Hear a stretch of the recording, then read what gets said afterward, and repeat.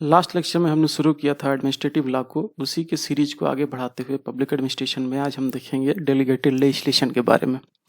चलिए शुरू करते हैं। अभी डेलीगेटेड लेजिस्लेशन शुरू करने से पहले मैं आपको एग्जांपल देता हूं। मान लीजिए कि एक लॉज है या एक रूम है, वहाँ 3 लोग रहते हैं, ठीक है, ए बी सी। ए का काम क्या है? सब्जी लाना। बी का काम क्या है? खाना बनाना। सी का काम क्या है? बर्तन धोना। किसी कारणवश लगता है ए को कि मैं ज़्यादा ओवरबर्डन्ड हूँ और मैं ये आज सब्जी नहीं ला सकता, तो ये बी को बता देता है ठीक है, तुम आज मेरे बदले सब्जी लेके आना, ठीक है, क्योंकि मुझे कुछ ज़्यादा काम है। तो बी क्या करता है, चूंकि उसका काम है खाना बनाने का, लेकिन वो आज सब्जी भी लेके आता है। तो ये एक उदाहरण है, आप समझ लीजिए। यहाँ ये बताता है कि आज बैगन और आलू लेके आना, और बी बैगन आलू लेके आता है। तो यहाँ क्या हुआ कि पावर और फंक्शन जो थी ए का था, ठीक है, सब्जी लाने का, उसने डेलीगेट कर दिया बी को, यानी ट्रांसफर कर दिया अपना जो फंक्शन था बी को, और बी यहाँ काम कर रहा है किसके बदले? ए के बदले। अब इसको हम लोग खत्म करते हैं, आते हैं अपने डेमोक्रेसी में। तो डेमोक्रेसी के 3 पिलर अपने, एग्जीक्यूटिव, लेजिस्लेचर और जुडिशियरी। एग्जीक्यूटिव का क्या काम है? जो भी लेजिस्लेचर लॉ बनाता है उसको इम्प्लीमेंट करना, यानी एडमिनिस्टर करना। इम्प्लीमेंटेशन का काम एग्जीक्यूटिव का है। लेजिस्लेचर लॉ बनाता है, जुडिशरी देखता है कि लॉ सही है कि नहीं, और बाकी लोगों के जो ग्रेवियंसेज हैं उनको सुनता है, एड्रेस करता है। तो ये 3 पिलर हैं। अब सबके काम बटे बटे हुए हैं, जिसको हम लोग बोलते हैं separation of powers. Separation of power के अनुसार सबके काम अलग अलग हैं और बैलेंस करते हैं एक दूसरे को, यानी कि एग्जीक्यूटिव है वो लेजिस्लेचर को बैलेंस करता है, कंट्रोल करता है, ठीक है, जुडिशियरी भी लेजिस्लेचर को कंट्रोल करता है, इंटर्न तीनों एक दूसरे को कंट्रोल करते हैं।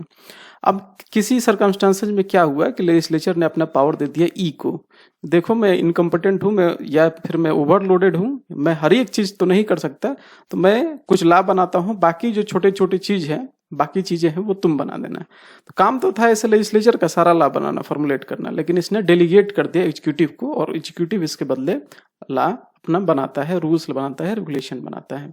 इस प्रोसेस को हम लोग बोलते हैं डेलीगेटेड लेजिस्लेशन, जिसमें जो लेजिस्लेचर है वो लेजिटिमाइज कर रहा है एग्जीक्यूटिव को, ताकि आप रूल बनाइए। अब एग्जीक्यूटिव कौन हो सकता है? प्रेसिडेंट आपके एग्जीक्यूटिव होते हैं, जो भी मिनिस्ट्री के हेड होते हैं, कैबिनेट मिनिस्टर, स्टेट मिनिस्टर, वो सारे एग्जीक्यूटिव होते हैं।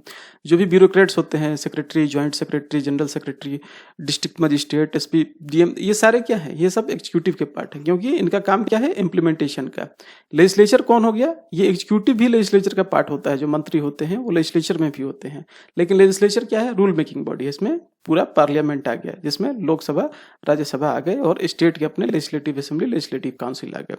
इधर जुडिशरी क्या हो गया? Supreme court, high court, lower level के ऑर्डिनरी कोर्ट। तो यही समझ गए ना डेलीगेटेड लेजिस्लेशन क्या है, कि यहाँ लेजिस्लेचर लेजिटिमाइज कर रहा है एग्जीक्यूटिव को उसके बदले लॉ बनाने के लिए, ठीक है। जबकि सेपरेशन ऑफ पावर्स में कंसेप्ट था लॉ मेकिंग जो काम होगा वो लेजिस्लेचर का होगा। अब इसको खत्म करते हैं और हम लोग आते हैं अपने टॉपिक पे, जो कि है डेलीगेटेड लेजिस्लेशन। अब देखते हैं कि डेलीगेटेड लेजिस्लेशन क्या है। इसको हम लोग सबऑर्डिनेट लेजिस्लेशन भी बोलते हैं, ठीक है। इसके बहुत सारे सिनोनिम्स हैं, subordinate legislation, administrative legislation, administrative law making, ये सारे तीनों का मतलब एक ही है, डेलीगेटेड लेजिस्लेशन। ये इसका डेवलपमेंट कब हुआ था? लेट 19th सेंचुरी में। अब जब मैं लेट 19th सेंचुरी बोलता हूं तो इसका मतलब आप ये मत समझिएगा कि 1980 और 90 के आसपास। लेट 19th सेंचुरी का मतलब होता है कि 1890 या उसके आसपास, जो लास्ट में 1870 से 80 के बीच में, वो है 19th सेंचुरी, ठीक है। तो इसका डेवलपमेंट उस टाइम हुआ था। यहाँ लेजिस्लेशन का मतलब क्या है? लेजिस्लेशन क्या है? मतलब इसका हो सकता है लॉ, रूल, रेगुलेशन, ठीक है, बाई लॉज जिसको हम लोग बोलते हैं। ये सारे चीजें क्या है? ये लेजिस्लेशन का पार्ट है। इसको कौन फॉर्मुलेट कर रहा है? एडमिनिस्ट्रेशन फॉर्मुलेट कर रहा है। क्यों एडमिनिस्ट्रेशन फॉर्मुलेट कर रहा है? क्योंकि ट्रांसफर ऑफ पावर दिया गया है। किसके द्वारा दिया गया है? लेजिस्लेचर के द्वारा दिया गया है। किसको दिया गया है? एडमिनिस्ट्रेशन को दिया गया है। इसलिए हम लोग ये बोल सकते हैं कि डेलीगेटेड लेजिस्लेशन क्या है? एक तरह का लेजिटिमाइजिंग इंस्ट्रूमेंट है। डेलीगेटेड लेजिस्लेशन लेजिटिमाइजिंग इंस्ट्रूमेंट है, जिसके द्वारा लेजिस्लेचर जो लेजिटिमाइज करता है एडमिनिस्ट्रेशन को टू मेक लॉ बनाने के लिए, ठीक है। जैसे जनरल हमने देखा था कि सेपरेशन ऑफ पावर में, अदरवाइज एडमिनिस्ट्रेशन के पास कोई हक नहीं है, या इसके पास वैसा पावर नहीं है कि वो लॉ बनाए। इसीलिए क्या है, जो लेजिस्लेचर है वो लेजिटिमाइज कर रहा है यहाँ पे, ताकि वो उसके बदले लॉ बनाया है। अब सबऑर्डिनेट लेजिस्लेशन भी उसके बोलते हैं, यहाँ पे इसका सिनोनिम है। सबऑर्डिनेट वर्ड क्यों आया? क्योंकि यहाँ लॉ जो बनाया जा रहा है वो सबऑर्डिनेट के द्वारा बनाया गया है, सबऑर्डिनेट इंस्टीट्यूशन के द्वारा बनाया गया है, ठीक है। सबऑर्डिनेट इंस्टीट्यूशन इसलिए कि जो सुपर ऑर्डिनेट है वो है लेजिस्लेचर। तो लेजिस्लेचर के अंडर, लेजिस्लेचर के ये नीचे हैं, सबऑर्डिनेट है ये जो एग्जीक्यूटिव एजेंसीज हैं, ठीक है। इसलिए इसको बोला गया सबऑर्डिनेट लेजिस्लेशन, यानी कि जो सबऑर्डिनेट इंस्टीट्यूशन है वो लेजिस्लेचर के नीचे आते हैं, इसलिए हम उनको बोलते हैं सबऑर्डिनेट लेजिस्लेशन, और इसलिए इस लॉ को हम लोग सबऑर्डिनेट लेजिस्लेशन बोला जाता है। चलते हैं आगे देखते हैं कि आखिर रीजन क्या हुआ, क्यों इमर्ज हुआ डेलीगेटेड लेजिस्लेशन। तो इसके बहुत सारे फैक्टर हैं। पहला देखते हैं कि एडवेंट ऑफ वेलफेयर स्टेट। अब जैसे जो भी 1950 के बाद का जो भी टाइम था, 20वीं शताब्दी को आप पूरा ले लीजिए, तो एक तरह से वेलफेयर स्टेट का कंसेप्ट था, यानी कि सरकार क्या है, माता पिता का काम सरकार ही कर रही थी, और एक तरह से वेलफेयर ओरिएंटेड एडमिनिस्ट्रेशन था, लोगों को वेलफेयर के लिए काम कर रहा था। अभी क्या हुआ कि स्टेट की जो रिस्पॉन्सिबिलिटी है वो धीरे धीरे बढ़ती गई, क्योंकि डेवलपमेंट एक्टिविटीज बढ़ता गया, क्योंकि वेलफेयर स्टेट था तो डेवलपमेंट एक्टिविटीज बढ़ेंगी ही। तो डेवलपमेंट एक्टिविटीज के बढ़ने के चलते स्टेट का फंक्शन बढ़ने लगा। अब जो है स्टेट तो वैक्यूम में काम नहीं कर सकता, यानी कि कुछ ना कुछ लॉ चाहिए स्टेट को फंक्शन करने के लिए। जैसे हमने देखा था कि वेबर ने जो ब्यूरोक्रेसी बनाई थी, वो ब्यूरोक्रेसी क्या था, रूल बेस्ड था, ठीक है। तो हर चीज के लिए रूल होना चाहिए, और भी रूल रिटेन होना चाहिए। वैसे ही जो अपना वेलफेयर स्टेट में जो भी काम करेगा एडमिनिस्ट्रेशन, उसके लिए कुछ ना कुछ लॉ होना चाहिए, क्योंकि बिना डिस्क्रिप्शन से तो कोई काम नहीं हो सकता ना, तो इसलिए लॉ की जरूरत पड़ी। तो जो मांग था वो बहुत ज्यादा बढ़ गया, ठीक है। अब इस एरिया में क्या था, आज के डेट में क्या है, डायनेमिज्म ज्यादा है। डायनेमिज्म कहने का मतलब कि जो सोसाइटी है वो स्टेटिक नहीं है, डेली दिन प्रतिदिन कुछ ना कुछ चेंजेज आ रहे हैं। तो ये डायनेमिज्म है, इसमें क्या है, डिमांड बहुत ज्यादा है, ठीक है। ताकि नए रूल लाए जाएं, ज्यादा से ज्यादा वेलफेयर मेजर्स अपनाए जाएं, तो उसके लिए क्या होगा, रूल की भी जरूरत होगी। लेकिन लेजिस्लेचर के क्या पास है, उसके पास बहुत सारा लिमिटेशन है, क्योंकि उसमें लेमैन बैठते हैं, उसके पास टाइम नहीं है, उसके पास एक्सपर्टाइज नहीं है, ठीक है, इस रिक्वायरमेंट को पूरा करने के लिए। इसीलिए कंसेप्ट आया है डेलीगेटेड लेजिस्लेशन का। तो यही एक पहला रीजन है कि वेलफेयर स्टेट के चलते एक्टिविटीज बढ़ रही है डेवलपमेंट का। यहाँ आपको समझना होगा, जैसे मैंने यूज कर दिया डायनेमिज्म वर्ड का, इसका मतलब समझिए। डायनेमिज्म क्या है, सोसाइटी क्या है, इवॉल्व करती है धीरे धीरे, क्या है, सिचुएशन एक जैसे नहीं होते, चेंज होते हैं। अब जैसे एक एग्जांपल लीजिए कि इंडिया में लिटरेसी रेट क्या था, पहले बहुत कम था, उसके बाद क्या है, धीरे धीरे लोग लिटरेट होते चले गए। तो जैसे माँ बाप बच्चों को कैसे समझाता है, शुरू में हर चीज वो डायरेक्ट करता है, ठीक है, लेकिन बाद में क्या होता है, वो रेगुलेट करते रहता है। वैसे ही क्या है, सोसाइटी भी इवॉल्व करती है। तो पहले लिटरेसी ज्यादा था, ज्यादा लिटरेट हैं लोग, ठीक है। तो ये क्या है, सिचुएशन में चेंजिंग आ रहा है, तो उस हिसाब से एडमिनिस्ट्रेशन को भी वो एक स्पून फीडिंग की जगह एक रेगुलेटरी होना पड़ेगा। तो वही क्या है, डायनेमिज्म है। दूसरा एग्जांपल लीजिए, मान लीजिए कि टेक्नोलॉजी बहुत सारा आ रहा है, तो क्या है, टेक्नोलॉजी के चलते जो ब्यूरोक्रेसी थी पुरानी, क्या थी, रूल बेस्ड थी, फाइल बहुत सारे होते थे, उसमें लोग मुहर लगाता था। अब क्या है, सारा चीज ऑनलाइन हो रहा है। तो क्या है, डायनेमिज्म के चलते हमें चेंज लाना पड़ रहा है अपने वर्किंग कंडीशन में या हर चीज में। तो वही डायनेमिज्म है, समय के साथ हर एक चीज में चेंजिंग आ रही है। इसके चलते क्या है कि हमें वेलफेयर स्टेट में जो भी डेवलपमेंट एक्टिविटीज है, उसके लिए कुछ रूल्स एंड रेगुलेशन चाहिए। इसके लिए हमें क्या चाहिए, डेलीगेटेड लेजिस्लेशन, क्योंकि ये बस के बात नहीं है। वो किसके बस की बात नहीं है, लेजिस्लेचर के बस का बात नहीं है। दूसरा है लैक ऑफ एक्सपर्टाइज की कमी है लेजिस्लेचर के पास। क्यों, क्योंकि लेजिस्लेचर में जो भी वास्ट मेजोरिटी ऑफ पॉपुलेशन है वो क्या है, लेमैन है।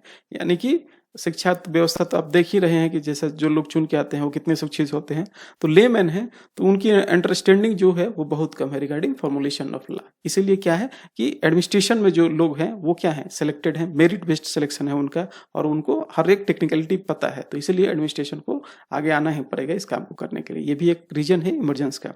तीसरा है formulation and repealing of law is readies. हमें पता है कि कोई भी लॉ बनता है तो वो कितना टफ प्रोसेस होता है, कम्बरसम प्रोसेस होता है। पहले बिल आता है, उसके बाद बिल के बाद बहुत सारा उस पर डिबेट होता है, डिस्कशन होता है, वोटिंग होता है, फिर प्रेसिडेंट का एसेंट होता है। एक जगह से पास किया लोकसभा में, फिर राज्यसभा में जाएगा, फिर प्रेसिडेंट का एसेंट होगा, तब वो जाके एक्ट बनता है। तो अब इतना लंबा प्रोसेस है। लेकिन अगर कोई भी आपने लॉ बना दिया आज, लेकिन आपने जब उसको इम्प्लीमेंट किया, आपने देखा कि ये वेल सूटेड नहीं है नीचे के जमीनी स्तर पे, तो आप क्या उसको दोबारा रिपील कर सकते हैं? नहीं कर सकते, क्योंकि वो कर सकते हैं, लेकिन वो क्या होगा, लॉन्ग प्रोसेस होगा। वही बता रहा है कि repealing of law is very rigid process. और अगर एक लेजिस्लेचर लॉ बना है तो लेजिस्लेचर ही उसको रिपील भी करेगा, ठीक है। तो इसीलिए लेजिस्लेचर को ही ये काम करना पड़ेगा। तो जो अगर डायनेमिक सिचुएशन है, ठीक है, अगर रिक्वायरमेंट बहुत तरह के हैं, तो उसमें हिट एंड ट्रायल का मेथड हमें चाहिए ही। एक लॉ अगर एक्ट बनाते हैं तो हो सकता है कि वो सक्सेसफुल ना हो, तो लेजिस्लेचर ये काम नहीं कर सकती। तो इसीलिए एग्जीक्यूटिव को आगे आना पड़ा है, इसलिए एडमिनिस्ट्रेशन को आना पड़ा है, और ये भी एक कारण है डेलीगेटेड लेजिस्लेशन का। समझ में आया नहीं? अगर देखिए एक एग्जांपल से देखिए, मान लीजिए एक एक्ट है एपिडेमिक डिजीज एक्ट, ठीक है, ये 1897 का है, 1897 में आया था। कोरोना वायरस का दौर है तो इसको डिस्कस करते हैं। अब 1897 में लॉकडाउन कितना बढ़ेगा, ये तो नहीं दिखाया था ना, और नहीं उसमें ये भी बताया था कि क्या करेंगे अगर कोरोना वायरस से निपटने के लिए। हर चीज तो इस एक्ट में नहीं आ सकता ना, ये तो एक जनरल एक्ट बना है, ठीक है। अब इसी एक्ट के अंदर बहुत सारे डिस्क्रिशनरी पावर दे देते हैं, ताकि आप जैसे सिचुएशन है उस समय उसमें लॉ में, एक्ट में मेंशन होगा कि हाँ मजिस्ट्रेट के पास पावर है ये करने का, ठीक है, मिनिस्टर के पास पावर है ये करने का, गवर्नर के पास पावर होगा ये करने का इस सिचुएशन में। तो उस सिचुएशन के अनुसार क्या है, डिस्क्रिशन मिल जाता है लोगों, तो उस हिसाब से वो लोग काम करते हैं। अब बार बार तो कोरोना वायरस के लिए अलग एक्ट नहीं आ सकता ना, तो एक तरह से वही एक्ट है। इसका फॉर्मुलेशन और रिपीलिंग क्या है, रिजिड है। इसीलिए क्या है कि जो नीचे के लेवल पे उसी में एक्ट में पावर दे दिया जाता है कि आप अपने हिसाब से बनाते रहिएगा एक्ट और चेंजिंग लाते रहिएगा। कैसे बनाएगा एक्ट, तो गवर्नमेंट क्या करता है, नोटिफिकेशन इशू कर देता है। एग्जीक्यूटिव जो कंसर्न मिनिस्ट्री है वो नोटिफिकेशन इशू कर देगी, वो गेजेट ऑफ इंडिया में वो छप जाएगा और वो लॉ हो जाएगा, ऑर्डर हो जाएगा। तो वैसे ही काम होता है। आगे देखते हैं केसेज ऑफ एग्जिजेंसी। एग्जिजेंसी क्या है, मतलब कि कोई इमरजेंसी का सिचुएशन, ठीक है, जब जिसकी जरूरत बहुत ज्यादा हो। कभी कभी ऐसा देखा गया है बहुत बार कि जो अपना लेजिस्लेचर है वो हमेशा नहीं बैठता। क्या है कि जब सत्र होता है, जैसे मानसून सत्र होता है, शीतकालीन सत्र होता है, ठीक है, बजट सत्र होता है, उसी समय पार्लियामेंट बैठता है और उसी समय लॉ वगैरह बनते हैं। लेकिन अब क्या हो कि जब ये पार्लियामेंट सेशन में नहीं हो तो उस समय कुछ ना कुछ तो हमें चाहिए, तो उसी समय डेलीगेटेड लेजिस्लेशन आता है पिक्चर में और इसमें भी एग्जीक्यूटिव लॉ बना सकता है। अब जानते हैं कि हम लोग प्रेसिडेंट क्या है, एग्जीक्यूटिव है, टॉप एग्जीक्यूटिव प्रेसिडेंट को मानते हैं, सुप्रीम कमांडर। तो वही क्या है, ऑर्डिनेंस बना सकते हैं। तो ऑर्डिनेंस भी आपको देखा गया है कि जब कोई भी संसद अगर सत्र में नहीं होता तो उस समय ऑर्डिनेंस पास किया जाता है। ये क्या है, एक तरह का डेलीगेटेड लेजिस्लेशन ही है, क्योंकि एक्चुअल पावर तो लॉ बनाने का किसका है, लेजिस्लेचर का है। लेकिन यहाँ कौन लॉ बना रहा है, प्रेसिडेंट बना रहे हैं, जो कि एग्जीक्यूटिव है। तो ये केसेज ऑफ एग्जिजेंसी को भी टेकल करने की जरूरत है, इसीलिए इसका रीजन फॉर इमरजेंसी है, इसके आने का कारण एक ये भी माना जा सकता है। पांचवा है केसेज ऑफ एक्सपेरिमेंटेशन, ठीक है। तो अभी क्या है, वेलफेयरिज्म का दौर है और इन्वायरमेंट जो है अपना फ्लूइड है और डायनेमिक है। बताया कैसे डायनेमिक है, तो इसीलिए लेजिस्लेचर क्या है कि जो भी रिक्वायरमेंट है उसको एक्सपेरिमेंटेशन से पूरा नहीं कर सकती। अब कोई भी एक्ट बन गया तो वो क्या है, बार बार उस एक्ट में चेंजिंग लाना काफी मुश्किल है, टफ प्रोसेस है। इसीलिए लेजिस्लेचर के पास ये टूल उसके पास मौजूद नहीं है एक्सपेरिमेंटेशन का। लेकिन क्या है, जो एग्जीक्यूटिव है उसके पास ये टूल अवेलेबल है। आज कोई लॉ लेके आएगा, फिर से कल बोल देगा कि ठीक है, इसको लॉ को पुराना नोटिफिकेशन देके कि ये पुराना कैंसिल हो गया ऑर्डर, अब ये नया ऑर्डर है, आपको ऐसे फॉलो करना पड़ेगा। तो ये क्या है, लेजिस्लेचर के पास ये सुविधा नहीं है, लेकिन एग्जीक्यूटिव के पास ये सुविधा है। तो इसीलिए एक्सपेरिमेंटेशन भी एक कारण है कि जिसके चलते जो सर्कमस्टांसेस डायनेमिक है, इसीलिए हमको वन साइज फिट ऑल नहीं चाहिए। टाइम पे लॉ में, एक्ट में कुछ ना कुछ परिवर्तन लाना है, तो ये भी एक कारण है। अब जब मैं बात कर रहा हूँ डेलीगेटेड लेजिस्लेशन के, तो मैं बार बार जिक्र करूंगा एडमिनिस्ट्रेशन की। तो एडमिनिस्ट्रेशन बोलूं या एग्जीक्यूटिव बोलूं, आप समझ जाइएगा कि वो सेम ही चल रहा है, एक ही फ्लो में। चलते हैं आगे देखते हैं कि टाइप ऑफ डेलीगेटेड लेजिस्लेशन, यानी कि डेलीगेटेड लेजिस्लेशन के प्रकार क्या क्या है। तो सबसे पहला टाइप है इसमें नॉर्मल डेलीगेटेड लेजिस्लेशन। इसी नॉर्मल डेलीगेटेड लेजिस्लेशन में दो चीजें आती हैं, ठीक है। सबसे पहला आता है पॉजिटिव नॉर्मल डेलीगेटेड लेजिस्लेशन और दूसरा आता है नेगेटिव नॉर्मल डेलीगेटेड लेजिस्लेशन। दूसरा टाइप क्या है, एक एक्सेप्शनल डेलीगेटेड लेजिस्लेशन। ये हेनरी द 8 का क्लॉज है, ठीक है, हेनरी द 8 किंग थे, उनका एक क्लॉज है। तो सबसे पहले डिस्कस करते हैं कि क्या है नॉर्मल डेलीगेटेड लेजिस्लेशन। तो डेलीगेटेड लेजिस्लेशन में क्या है कि कुछ चीजें हैं वो केवल सरकार ही डिसाइड कर सकती है। सरकार इन द सेंस कि केवल लेजिस्लेचर ही डिसाइड कर सकती है। जैसे कि टैक्साइजेशन, तो कितना टैक्स बढ़ाना है, घटाना है, क्या होना चाहिए, वो क्या है, वो लेजिस्लेचर ही डिसाइड करेगी, वो एग्जीक्यूटिव के हाथ में नहीं है। पनिशमेंट, ठीक है, कोई क्राइम हो उसकी क्या सजा हो, इस पर कोई भी एक्ट रहेगा वो लेजिस्लेचर ही बनाएगा। तो ऐसे बहुत सारे सब्जेक्ट हैं जिसपे कि केवल लेजिस्लेचर ही बना सकता है, ठीक है। वहां डेलीगेटेड लेजिस्लेशन अलाउ नहीं है, ठीक है। तो इन सब चीजों को छोड़कर बाकी जो चीजें आती हैं वो आती हैं नॉर्मल डेलीगेटेड लेजिस्लेशन में। यानी कि कुछ मैटर है जिसपे कि केवल लेजिस्लेचर ही कानून बनाएगी और उसके छोड़कर बाकी जहां जो लॉ बनाएंगे उसको हम लोग बोलते हैं नॉर्मल डेलीगेटेड लेजिस्लेशन, ठीक है। तो इसमें क्या होता है, नॉर्मली एक्सेप्टेड इम्पोजिशन होता है। यानी कि लेजिस्लेचर कुछ इम्पोजिशन लगा के बोलती है कि ठीक है, मैं तुमको पावर देता हूं एक्ट बनाने का, लेकिन उसमें कुछ इम्पोजिशन रहेगा, आपको ये चीजें नहीं करनी है उस एक्ट में। यानी कि कुछ ना कुछ रिस्ट्रिक्शन रहेगा, ठीक है। तो इसको हम लोग बोलते हैं नॉर्मल डेलीगेटेड लेजिस्लेशन। यानी अपार्ट फ्रॉम दिस, जो भी चीज नॉर्मली जो भी लेजिस्लेचर बताता है एग्जीक्यूटिव को करने के लिए, जो भी लॉ बनाने के लिए, उसको हम लोग नॉर्मल डेलीगेटेड लेजिस्लेशन बोलते हैं। ये दो तरह का होता है। सबसे पहला क्या है, पॉजिटिव डेलीगेटेड लेजिस्लेशन, और दूसरा है नेगेटिव नॉर्मल डेलीगेटेड लेजिस्लेशन। ये पॉजिटिव नॉर्मल है इसमें बीच में। अब देखिए यहाँ लेजिस्लेचर क्या है, क्लियरली बताता है कि किस किस एरिया में आपको लॉ बनाना है। यानी पॉजिटिव वर्ड जुड़ा है यहाँ, यानी लेजिस्लेचर बता रहा है, क्लियरली डिफाइन कर रहा है कि किस एरिया में आप लॉ बना सकते हैं। ठीक है, यानी लेजिस्लेचर बता रहा है एग्जीक्यूटिव को, ठीक है, कि आपका लॉ इतना ही बनेगा, ठीक है, कि आप जो भी आपका ऑपरेशन होगा वो इसी एरिया में होगा, तो इसी एरिया के अंतर्गत आप कुछ लॉ बना सकते हैं। तो ये है positive delegated legislation. Negative delegated legislation क्या है? इसमें लेजिस्लेचर जो है वो क्लियरली डिफाइन करेगा कि क्या क्या रिस्ट्रिक्शन है, आपको कहाँ कहाँ लॉ नहीं बनाना है। अब इसका क्या है, पॉजिटिव में जो है स्कोप बहुत ज्यादा होता है, स्कोप फाइनाइट है, लिमिटेड, सॉरी, स्कोप जो है फाइनाइट है और लिमिटेड है। लेकिन निगेटिव में क्या है, स्कोप है ऑलमोस्ट अनलिमिटेड, ठीक है, यानी कि रिस्ट्रिक्शन इसमें दिया गया है लेकिन स्कोप अनलिमिटेड है। नहीं समझ में आया, एक एग्जांपल से समझाते हैं पॉजिटिव और नेगेटिव क्या है। पॉजिटिव में बोला गया है कि आपको इसी जो दिया गया है कि इसी के अंतर्गत आपको कोई भी लॉ बनाना है, यानी कि आपका एरिया निर्धारित कर दिया गया है। निगेटिव में क्या है कि आपको एरिया रिस्ट्रिक्ट कर दिया गया है, ठीक है, कि इस किस एरिया में नहीं बनाना है। अब मान लीजिए कि आप एग्जांपल लीजिए कि आपके गार्जियन आपको बोलते हैं कि ठीक है तुम टूरिंग के लिए गोवा जा सकते हो, ठीक है, तुम टूरिंग के लिए गोवा ही जाओगे, तो ये एक तरह का पॉजिटिव है।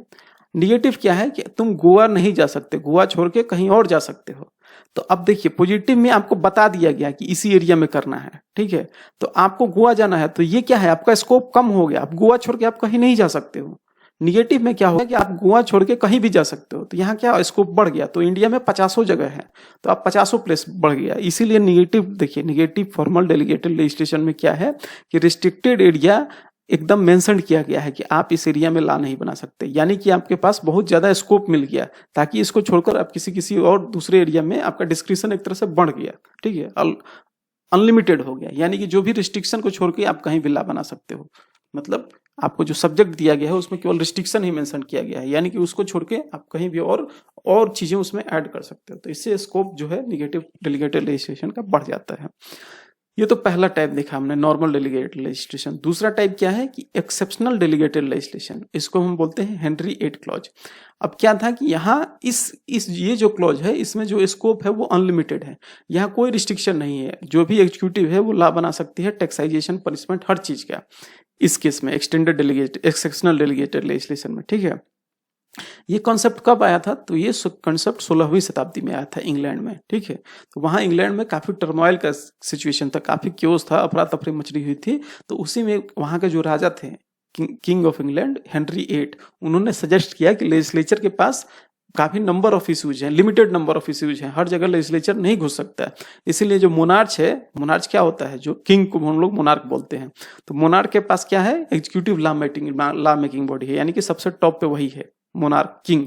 तो किंग को इन्होंने बोला कि किंग को पावर मिलना चाहिए कि वो कहीं भी एक्ट बनाए, यानी कि इनका बोलना था कि किंग के पास हर एक चीज में एक्ट बनाने का पावर है, यानी कि उसको कोई रिस्ट्रिक्शन नहीं है, वो कहीं भी एक्ट बना सकता है, ठीक है। यानी कि मोनार्च के पास प्रिविलेज है लॉ मेकिंग का किसी भी इशू पे। इसी को हम लोग बोलते हैं exceptional delegated legislation. Henry 8 clause क्यों, क्योंकि वहां उन्होंने लेजिस्लेचर के चीज को तो जो रिस्ट्रिक्ट कर दिया था कि आप हर जगह लॉ नहीं बना सकते, और अपने पावर को बढ़ा दिया था कि मैं एग्जीक्यूटिव हूँ, एग्जीक्यूटिव लॉ मेकिंग बॉडी हूँ, मैं कहीं भी लॉ बना सकता हूँ। तो इसको हम लोग बोलते हैं एक्सेप्शनल डेलीगेटेड लेजिस्लेशन।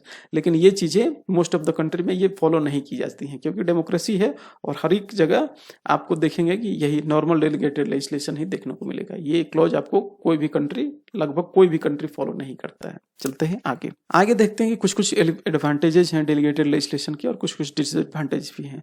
तो एडवांटेज कौन से हैं, जो कि हमने डिस्कस किया है, factors for that led to its emergence, यानी कि क्यों ये पिक्चर में आया, क्योंकि कुछ ना कुछ गड़बड़ियां थी लेजिस्लेचर में, इसीलिए ये जो एग्जीक्यूटिव के द्वारा ये लॉ मेकिंग है, इसको हम लोग सक्सेसफुल माने। तो जो भी फैक्टर हैं इसके इमरजेंस के लिए, वही फैक्टर यहाँ पे एडवांटेजेस भी होंगे। एक बार तेजी से डिस्कस कर लेते हैं। पहला तो mitigate the deficit of legislature, यानी लेजिस्लेचर को कमियों को पूरा करने के लिए हमने डिस्कस किया था कि वेलफेयर स्टेट में क्या है, ज़्यादा से ज़्यादा हमें लॉ चाहिए ताकि एडमिनिस्ट्रेशन जो सही से काम कर सके, लेकिन लेजिस्लेचर क्या है, उसके पास टाइम का कंस्ट्रेंट है और एक्सपर्टाइज का कंस्ट्रेंट है, इसलिए नहीं वो पूरा कर सकता है इन चीज़ों को, इसलिए ये इसका एडवांटेज है, ताकि ये लेजिस्लेचर की जो कमियों है उसको पूरा कर सकता है डेलीगेटेड लेजिस्लेशन। दूसरा क्या है कि ये technical input and expertise provide कराता है, ये भी इसका एडवांटेज है। कैसे कि लेजिस्लेचर जो है वो लेमैन के द्वारा मेंड किया जाता है, लेकिन डेलीगेटेड लेजिस्लेशन में क्या चाहिए, डेलीगेटेड लेजिस्लेशन में क्या है, एडमिनिस्ट्रेटर बनाते हैं तो उनके पास क्या है, टेक्निकल नॉलेज भी है, स्किल्ड भी है, ठीक है।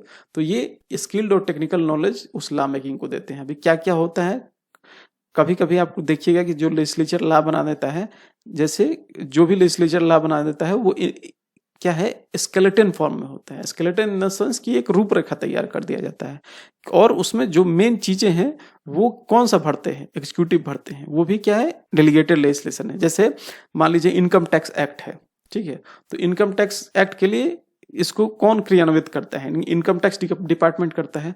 अब जरूरी नहीं कि इनकम टैक्स जो एक्ट बना है उसमें मेंशन हो कि हाँ 3 महीने के अंदर आपको ये फाइल करना होगा, आपको ये प्रोसीजर लगाना होगा, पहले रिटर्न इस वेबसाइट पर जाएंगे, ये लिखेंगे, ठीक है, 30 दिन के अंदर आपको दोबारा ये फॉर्म भरना होगा। ये सब चीजें एक्ट में मेंशन नहीं होती। ये सब चीजें टेक्निकलिटी किस पे छोड़ा जाता है, ये एग्जीक्यूटिव पे छोड़ा जाता है कि आप इन जो बीच में चीजें हैं उनको भरिए। तो इसीलिए क्या है, दूसरा दिया गया है कि टेक्निकल इनपुट और एक्सपर्टाइज प्रदान किया जाता है, किसके थ्रू, डेलीगेटेड लेजिस्लेशन के थ्रू।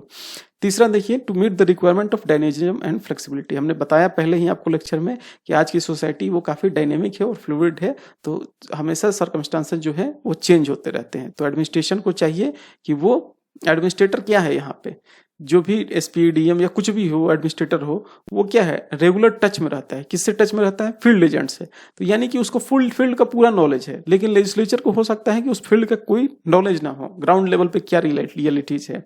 तो इसीलिए इस डायनेमिज्म और फ्लेक्सिबिलिटीज को पूरा करने के लिए हमें डेलीगेटेड लेजिस्लेशन का सहारा चाहिए, क्योंकि ये बनाया जाता है एडमिनिस्ट्रेटर के थ्रू और वो जमीनी स्तर पे की क्या हकीकत है उनको वाकिफ रहते हैं। तो अगर कोई एक्ट है या कोई ऑर्डर है वो सही से काम कर रहा है कि नहीं, अगर नहीं कर रहा है, उसमें क्या शॉर्टकमिंग है, क्या होना चाहिए, तो उसको वापस कर रिपील करके वो दूसरा ला देते हैं। तो ये एक तरह से डायनेमिज्म को भी ये फुलफिल करता है, इसका एडवांटेज है।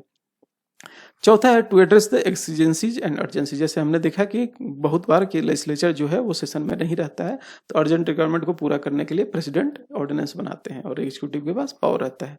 अगला है to meet the requirement of experimentation. ये भी हमने देखा था कि वेलफेयरिज्म में क्या है, डिफरेंट इशू आते हैं अगेन एंड अगेन, तो नेसेसरी ला भी चाहिए ताकि उनको टेकल किया जा सके। इसीलिए जो डेलीगेटेड लेजिस्लेशन है वो क्या करता है, टेम्पोररी और एडहॉक बेसिस पे ला बनाता है, ठीक है, और इसके थ्रू वो एक्सपेरिमेंट कर सकता है, फिर नोटिफिकेशन से उसको कैंसिल कर सकता है। तो ये सब कुछ एडवांटेजेस हैं। अगला देखते हैं कि इसका डिसएडवांटेजेस क्या है डेलीगेटेड लेजिस्लेशन का। तो पहला है servant may turn out to be master. यानी कि जो आपका सर्वेंट है वो वही आपका, वो एक तरह से मास्टर ना बन जाए। इससे क्या गड़बड़ी है, सर्वेंट कौन है, जो हम लोग सरकार चुने हैं वो क्या है, लेजिस्लेचर में बैठता है, ठीक है, और हमारे लिए एक्ट बनाता है। तो ये क्या है, हमने एक तरह से ट्रांसफर ऑफ पावर किया है। किसको ट्रांसफर ऑफ पावर किया है, इलेक्शन के थ्रू, लेजिस्लेचर को, कि आप हमारे बदले काम कीजिए। लेकिन तो मास्टर कौन हुआ, लेजिस्लेचर हुआ, इंटर्न हम हुए दूसरे शब्दों में कहा जाए तो।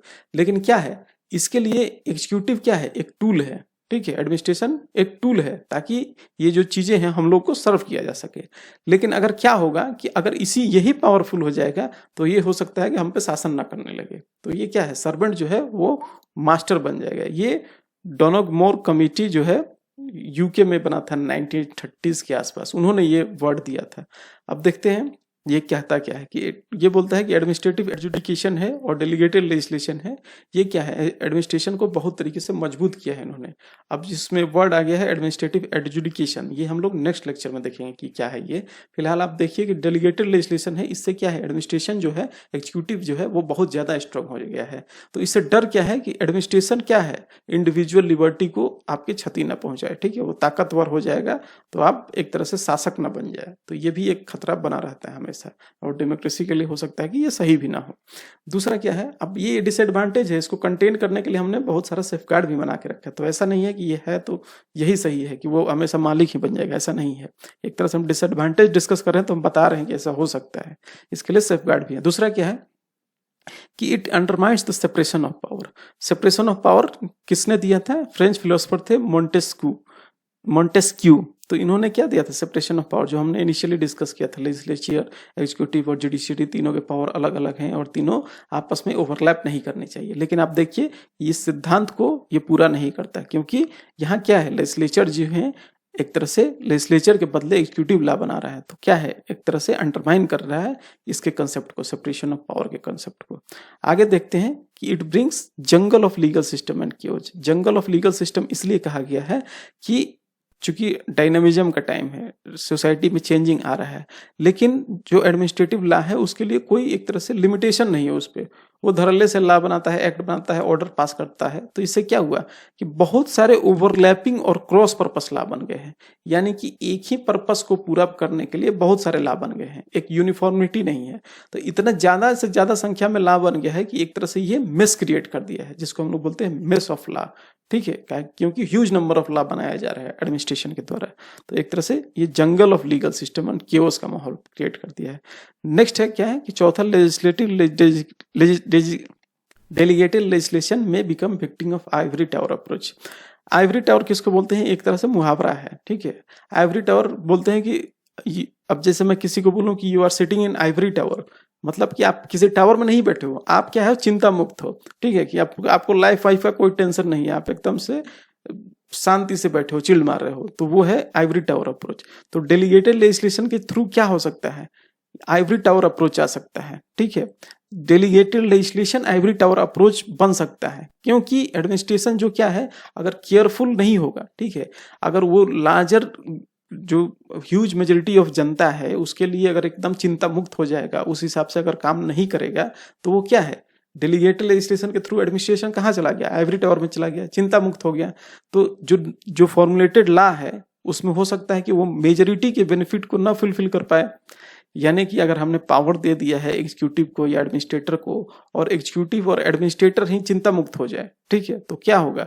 हो सकता है कि वो मेजोरिटी के बेनिफिट को फुलफिल ना कर पाए। तो ये भी एक तरह से समस्या है, इसका डिसएडवांटेजेस है। पांचवा देखते हैं, easy to influence law making through delegated legislation. अब क्या है कि एक तो मेनली जो लॉ मेकिंग जैसे लेजिस्लेचर करता है, पार्लियामेंट करता है, उसमें बहुत सारे लोग रहते हैं। ठीक है, अपोजिशन भी रहता है, अपना भी मंत्री रहता है, उसमें क्लोज टू क्लोज डिस्कशन वगैरह होता है। तो अगर किसी का पर्सनल बेनिफिट होगा कि मुझे कोई, मान लीजिए इंडस्ट्रियलिस्ट है, तो उसको लगेगा कि इस पॉलिसी से मुझे घाटा होगा, तो वो पूरे लेजिस्लेचर को इन्फ्लुएंस नहीं कर सकता। वैसे ही वो कंसर्न मिनिस्ट्री के, मान लीजिए कैबिनेट मिनिस्टर हो, उसको इन्फ्लुएंस कर दे, या हो सकता है कि उसके अंदर जो सेक्रेटरी है, ज्वाइंट सेक्रेटरी, एडिशनल सेक्रेटरी वो है, उनको इन्फ्लुएंस कर दे, या ब्राइबरी दे, या करप्शन के थ्रू। तो ये क्या है कि यही बोल रहा है कि यहाँ एडमिनिस्ट्रेटिव जब डेलीगेटेड लेजिस्लेशन होगा तो यहाँ क्या होगा कि आसानी से इन्फ्लुएंस कर सकता है, जिसके पास पावर हो और जिसके पास स्ट्रॉन्ग पोजीशन हो, वो आसानी से इनको इन्फ्लुएंस कर सकता है, क्योंकि इनके मेजोरिटी में नहीं है, माइनॉरिटी में है, बहुत कम लोग हैं। जबकि लेजिस्लेचर में ऐसा नहीं है। अगर लेजिस्लेचर लॉ बनाएगी तो वो बहुत बड़ी बॉडी है, पार्लियामेंट है, उसको एक तरह से इन्फ्लुएंस करना मुश्किल है। जबकि डेलीगेटेड लेजिस्लेशन को इन्फ्लुएंस करना, इसमें लॉ मेकिंग को इन्फ्लुएंस करना ज्यादा आसान है, क्योंकि लिमिटेड नंबर ऑफ पीपुल हैं, तो उनको आसानी से पैसा या करप्शन दे के हो सकता है कि ये चेंजिंग लाया जाए। ये तो डिसएडवांटेज हो गया। अब देखते हैं आगे कि क्या सेफगार्ड्स हैं। यानी कि ये तो डिसएडवांटेज हो गए, लेकिन चूंकि आज की जो परिस्थिति है, वेलफेयर स्टेट है, तो एकदम डायनेमिज्म का सिचुएशन है, तो इसमें डेलीगेटेड लेजिस्लेशन के तो बिना हम रह नहीं सकते। तो ऐसा हम अगर बोल दें कि नहीं, इसमें ये सारे डिसएडवांटेजेस हैं तो हम इसको नहीं अपनाएंगे, ये तो गलत होगा ना। इसको अपनाना तो जरूरी ही है, ये तो इनविटेबल है, एक तरह से एकदम आउटमोस्ट इंपॉर्टेंस है डेलीगेटेड लेजिस्लेशन का। लेकिन साथ साथ में कुछ ना कुछ सेफगार्ड और कंट्रोल्स होने चाहिए, ताकि हम लोग प्रॉपरली इसको कंट्रोल कर सकें। हम लोग इन द सेंस लेजिस्लेचर इसको अच्छे से कंट्रोल कर सके, एग्जीक्यूटिव को। तो सबसे पहले इसमें दिया गया है कि parliament should emphasize more on working committee system on subordinate legislation. अभी क्या है कि पार्लियामेंट में, लोकसभा में भी और राज्यसभा में एक होता है कि कमिटी ऑन सबऑर्डिनेट लेजिस्लेशन, तो वो देखते रहता है और रिपोर्ट टेबल करता है किसके, पार्लियामेंट में, कि ये हमारी फाइंडिंग है। तो वो जो भी एक्ट रहेगा उसको वो सही से जांचता है, देखता है कि उसमें क्या गड़बड़ियां हैं। उसके बाद अगर कुछ गड़बड़ी है तो उसको टैकल डाउन करता है, सामने लाता है पार्लियामेंट के, और फिर उसमें लेजिस्लेचर फिर उसमें सुधार करने की गुंजाइश रखता है, या सुधार करने को बोलता है एग्जीक्यूटिव को, आप या इसमें चेंज लाइए। तो पहला सेफगार्ड यही है कि पार्लियामेंट को ज्यादा से ज्यादा इस पे एम्फेसिस करना होगा, किसमें, कमिटी सिस्टम पे, और कमिटी सिस्टम को भी सही से काम करना होगा। यानी कि जो भी चीज है डेलीगेटेड लेजिस्लेशन के लिए जो भी एक्ट है, जैसे एक्ट में मेंशन होता है ना कि इसको डिस्क्रिशनरी पावर दिया गया, तो ये क्या है, ये एक्ट को चेक करेंगे सही से कि जो भी डेलीगेटेड लेजिस्लेशन में है। अब यहाँ नहीं समझ में आ रहा, मैं आपको ले चलता हूँ वेबसाइट पे, वहां से दिखाता हूँ कैसे है। देखिए, ये वेबसाइट है पार्लियामेंट ऑफ इंडिया, और ये लोकसभा का वेबसाइट है। अब इस वेबसाइट पे आप देखिए कि यहाँ पे एक पेज खुला है हमने, सबऑर्डिनेट लेजिस्लेशन की कमिटी जो है उसका ये पेज खुला है। इसमें क्या है, नीचे देखिए चेयरमैन श्री रघु रामकृष्ण राजू। अब इसमें देखिए यहाँ मेंबर दिखा रहा है 17th लोकसभा, 17वीं लोकसभा 2019 से 2020 का, और ये सारे मेंबर्स हैं इनके। ये कमिटी है, ये चेक करती है। अब इसके बारे में देखेंगे कमिटी कैसा है, इसके इंट्रोडक्शन पे जाएंगे। अभी देखिए ये है कमिटी ऑन सबऑर्डिनेट लेजिस्लेशन। इसमें बताया जा रहा है कि देखिए the most effective control that Lok Sabha exercises over subordinate legislation is through scrutiny of committees, the committee of subordinate legislation. Purpose दिया गया है the committee on subordinate legislation examines all the regulation, rules, sub rules, bylaw etcetera commonly known as orders whether laid on the table of the house or not. तो ये सबको examine करता है। और examine कब करता है? जब भी कोई ऑर्डर निकलता है, कोई भी गेजेटेज में पास होता है, सबसे पहले लोकसभा सेक्रेटेरिएट उसको चेक करता है, उसके बाद फिर इसको ट्रांसफर किया जाता है। ट्रांसफर करने के बाद ये जो कमेटी है ये देखती है कि whether it is in accord with general objective of constitution of the act, it contains any imposition of tax, whether it indirectly or directly pass the jurisdiction of court. ये सारी चीजें ये चेक करते हैं। बिल्स को भी examine करते हैं। एक तरह से देखा जाए ये क्या करते हैं, ये सारी चीजें चेक करते हैं सबऑर्डिनेट लेजिस्लेशन। पहला हमने क्या देखा है कि पार्लियामेंट को ज्यादा से ज्यादा एम्फेसिस देना चाहिए, ताकि कमेटी सिस्टम पे उसका एम्फेसिस देना चाहिए, ठीक है, ताकि वो थ्रोली रिव्यू कर सके जो भी डिटेल्स है डेलीगेटेड लेजिस्लेशन के, और वो अपना एसेंट दे। उसके बाद ही अगर फुल्ली सेटिस्फाई होने के बाद अपना एसेंट दे। इससे क्या है कि पार्लियामेंट अपना एग्जीक्यूटिव पे कंट्रोल जो है वो अच्छे से एक्सरसाइज कर सकता है। दूसरा है जुडिशियल रिव्यू का, यानी कि जो भी कंटेंट है डेलीगेटेड लेजिस्लेशन के उनको they are subject to judicial review. अब जुडिशियल रिव्यू में क्या होता है, कोर्ट जो है, सुप्रीम कोर्ट है, उस एक्ट को देखता है, ठीक है, कि वो एक्ट क्या है, कि वो अनकॉन्स्टिट्यूशनल तो नहीं है, जिसको अल्ट्रा वायर्स बोलते हैं। मान लीजिए कि वो आदमी के फंडामेंटल राइट को की हनन कर रहा है, ठीक है, तो वो क्या करते हैं, इसको जुडिशियल रिव्यू में हो सकता है कि इसको नल एंड वाइड कर दे, इसको गलत साबित कर दे। कभी कभी क्या होता है कि जो पुराना एक्ट है, जैसे मान लीजिए पार्लियामेंट ने जो एक्ट पास किया वो तो कॉन्स्टिट्यूशनल रहता है, उसमें कोई दिक्कत नहीं है, लेकिन इस एक्ट के अंदर बाई लॉज जो बनाते हैं, यानी कि जो रूल्स रेगुलेशन बनाते हैं, कौन बनाता है, एग्जीक्यूटिव डेलीगेटेड लेजिस्लेशन के थ्रू। हो सकता है कि यही जो है फंडामेंटल राइट को एक तरह से आपके हनन कर रहे हो, या एक तरह से ये जो रूल्स बने हैं वो अनकॉन्स्टिट्यूशनल हो। तो एक तो पहला कि जो एक्ट बना है वो भी जुडिशियल रिव्यू के परव्यू में होना चाहिए, और दूसरा कि जो बाई लॉज हैं, यानी कि जो रूल्स बनाए गए हैं एग्जीक्यूटिव के द्वारा, वो भी आना चाहिए जुडिशियल रिव्यू के अंतर्गत, ताकि उससे क्या है, जुडिशरी पूरी तरह से कंट्रोल कर सके। और ये है इंडिया में जो भी है एक्ट और जो भी लॉ बनते हैं वो they are under review of judicial review. और इवन प्रेसिडेंट का जो ऑर्डिनेंस है वो भी जुडिशियल रिव्यू के अंदर आता है। आगे है रिव्यू बाय लेजिस्लेचर, ठीक है, तो जो भी एस्पेक्ट्स है डेलीगेटेड लेजिस्लेशन का, इसको लेजिस्लेचर के द्वारा रिव्यू करना चाहिए, यानी लोकसभा के द्वारा या राज्यसभा के द्वारा रिव्यू करना चाहिए पहले, उसके बाद एग्जीक्यूटिव को परमिशन देना चाहिए कि ठीक है आप इसको आगे ले जा सकते हो। और जो भी लेजिस्लेचर है उसको एक्ट में ही मेंशन करना चाहिए कि क्या डेलीगेटेड लेजिस्लेशन में क्या लिमिट है, कि आप कहाँ एक्ट बना सकते हो, क्या रूल बना सकते हो, क्या रूल नहीं बना सकते हो, ताकि वो अपने पावर का मिसयूज नहीं कर दे अपने एंड के लिए, यानी कि एग्जीक्यूटिव अपने लिए पावर का इस्तेमाल गलत तरीके से ना कर सके। चौथा है प्री रिक्विजिट अप्रूवल, यानी कि कोई भी डेलीगेटेड लेजिस्लेशन को पास करने से पहले या नोटिफिकेशन लाने से पहले एग्जीक्यूटिव को क्या है, परमिशन लेना चाहिए लेजिस्लेचर से, ठीक है, उनको बताना चाहिए कि ये डेलीगेटेड लेजिस्लेशन में ये चीजें हमने रूल बनाया है, लॉ बनाया है, ठीक है, यानी कि पूरा सब्सटेंस भी उनको डिस्कस करके बताना चाहिए लेजिस्लेचर को, और प्रोसीजर भी बताना चाहिए, यानी सब्जेक्ट मैटर और प्रोसीजर भी बताना चाहिए, ठीक है, डेलीगेटेड लेजिस्लेशन का। उसके बाद पांचवा है कि जो डिपार्टमेंट है, जो भी बनाते हैं एक्ट, रूल या लॉ, उनसे जो भी अफेक्टेड है उनके इंटरेस्ट को भी चेक करना चाहिए, यानी कि उनसे पूछ के भी, या उनको जो भी स्टेक होल्डर्स हैं उस डिपार्टमेंट के अंदर, जो भी स्टेक होल्डर है, यानी कि जो भी एक्ट के द्वारा जो अफेक्टेड होंगे, ठीक है, कोई लॉ रूल रेगुलेशन के द्वारा जो भी लोग अफेक्टेड होंगे उनका भी इसमें इंटरेस्ट सामने होना चाहिए, यानी कि उनसे भी कंसल्ट करके भी कोई रूल लॉ बनाना चाहिए।